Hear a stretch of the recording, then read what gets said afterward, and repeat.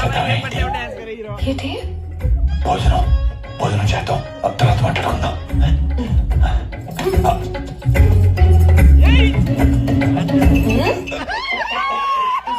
అలాగే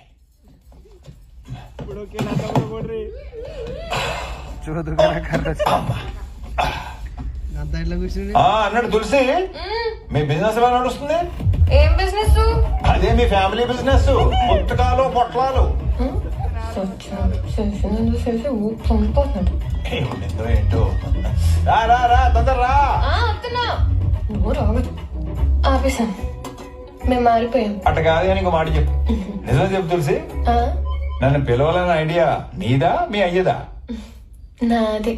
అయ్యో నాకు తెలుసు నీకు నేనంటే మస్తు ఇష్టం అని.